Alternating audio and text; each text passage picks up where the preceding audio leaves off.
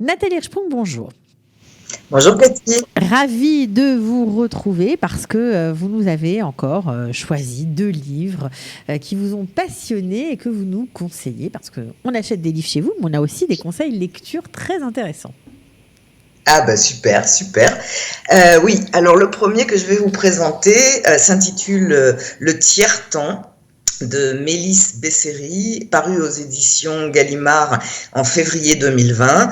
Et qu'est-ce qu'il a de spécial celui-ci? C'est le prix Goncourt du premier roman 2020. Voilà, donc Alors vous ça, savez que...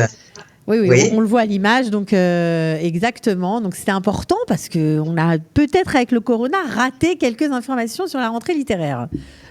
Oui, d'autant que bon, les prix, ça va bouger un peu cette année dans la mesure où, pour encourager les auteurs qui, malheureusement, ont souffert de cette pandémie, les prix bougent et donc le prix Goncourt du premier roman 2020 a déjà été attribué.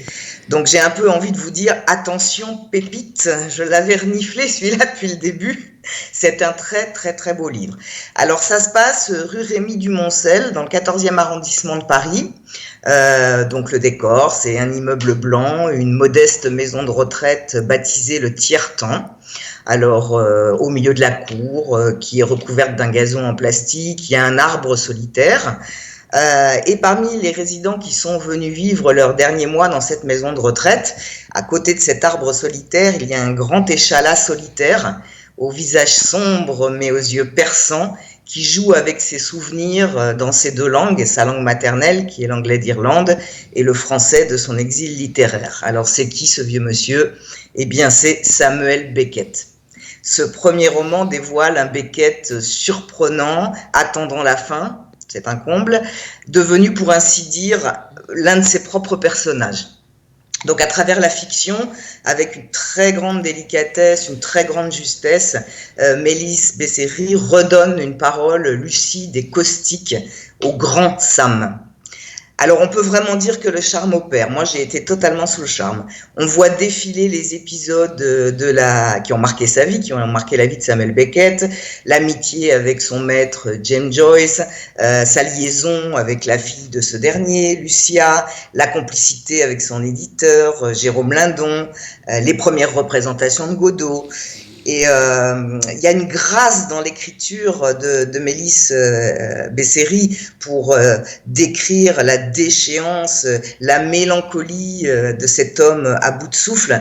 Mais elle s'est aussi inspirée de la vie quotidienne parce que Beckett a réellement résidé au tiers-temps et elle a aussi, elle fait parler cette époque de la vie de Beckett à travers les rapports d'infirmiers, de médecins et les monologues du vieux Sam qui a toujours autant d'humour, qui est un humour rageur, ravageur, puis aussi bien sûr une grande mélancolie. Alors on est vraiment saisi par l'émotion au fur et à mesure que ce roman accompagne le grand Irlandais vers son dernier silence.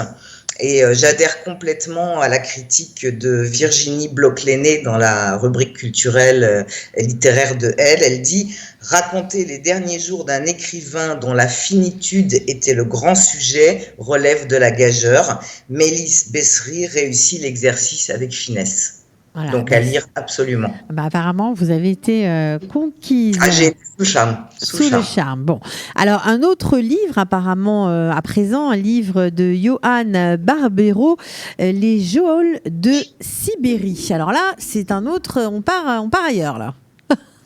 Alors on parle aussi d'une certaine forme d'enfermement, mais c'est très différent. Donc ce livre dans les geôles de Sibérie est paru aux éditions Stock en février 2020 et j'en profite avant d'entrer dans le détail du livre pour vous inviter à écouter Johan Barbero sur le site unendroitoualler.com dont j'ai déjà parlé ici, avec le chiffre, parce qu'ils ont posté dans leur rubrique vidéo des replays des rencontres qui ont eu lieu avec entre les écrivains et les libraires, et ça a été une belle rencontre avec Johan Barbero qui dure une 50aine de minutes. Alors Johan Barbero est l'ancien directeur de l'Alliance française d'Irkoutsk. Donc dans les geôles de Sibérie, il va faire une œuvre littéraire du complot qui l'a envoyé en prison en 2015 et de son évasion héroïque de Russie 2 ans plus tard. Donc on connaît un peu l'histoire de Johann Barbero, l'essentiel en quelques mots, quelques dates. Il a été accusé de pédophilie, ça s'abat sur lui en 2015. C'est le résultat d'un complot aussi improbable que mal ficelé. Il est donc détenu dans cette ville de Sibérie. Au départ, il devait en prendre pour 15 ans. Heureusement pour lui, ça n'a duré que quelques mois, parce qu'il a réalisé une improbable évasion en blablacar, comme on dit en France, c'est-à-dire en covoiturage. Il a passé des mois dans le secret de l'ambassade de France à Moscou, et puis il s'est à nouveau évadé, et il est arrivé sur le sol français, et là, il a vraiment craché sa colère à la face du monde. Donc après son retour en 2017, évidemment, les sollicitations n'ont pas manqué. Il s'est demandé, tout le monde s'est demandé quel formidable récit d'aventure on pouvait tirer de ces années d'errance, de bagarres, de négociations diplomatiques secrètes. Mais Barbero, il est quand même rentré très...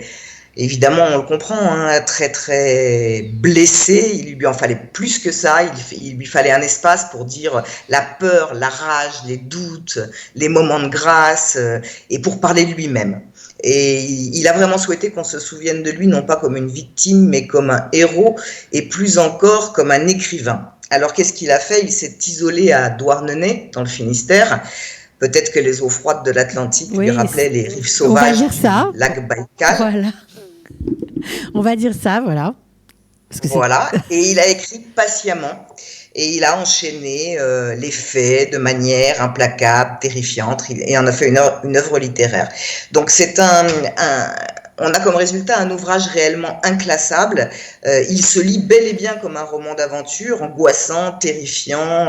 Il met en scène la prison, l'étouffement, une suite de pièges dont le héros ne se sort qu'en comptant sur lui-même.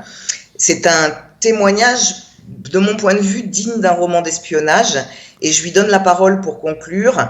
Il dit « Ce que j'essaie de faire, c'est de naître comme écrivain, c'est ce qui me rend heureux ». Voilà, alors en ces temps de post-corona où chacun se réinvente, être heureux, c'est pas mal. Donc, on va suivre le conseil et surtout, on va lire cet auteur. Voilà, Les geôles de Sibérie de Johann Barbero. Merci beaucoup, Nathalie. Est-ce que la librairie est complètement ouverte en ce moment? Oui, la librairie est complètement ouverte à ses horaires habituels, dimanche, jeudi, 10h, 18h30 et vendredi matin, 10h, 13h. Voilà, les livraisons continuent? Les livraisons continuent. Alors, les gens sont contents de revenir quand même. Nous, on est contents de revoir nos clients et nos clients sont contents de revenir. Maintenant, il y a toujours des personnes âgées, des personnes malades et bien entendu, on continue. Alors, on livre plus tous les jours maintenant. On va faire une livraison une fois par semaine, par exemple. Mais on continue à livrer les personnes qui sont en difficulté, absolument. Bon, extra. En tout cas, merci beaucoup pour vos conseils, toujours avisés. À très bientôt. On se retrouve la semaine prochaine, Nathalie. À la semaine prochaine. Ciao, ciao.